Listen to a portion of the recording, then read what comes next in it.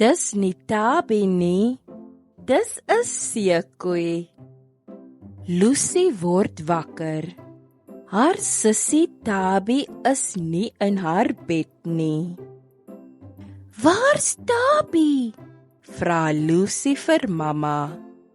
Tabi eet ontbyt in die kombuis. "Dis nie Tabi nie, dis 'n seekoei." Lucy soek oral in die huis. "Waar's Tabi?" vra Lucy vir pappa. "Tabi is in die swembad." "Dis nie Tabi nie, dis 'n seekoei." Lucy soek oral in die tuin.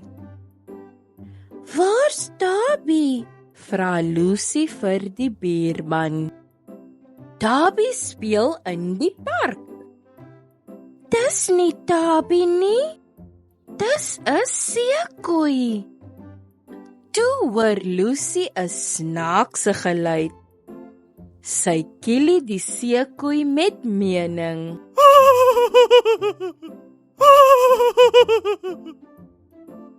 "Daar's Tabi!" "Dankie," sê Tabi. "Dis baie vervelig binne in 'n seekoei." Fluit, fluit, my storie is uit. Akkerblaar, my storie is klaar. Totsiens, maatjies.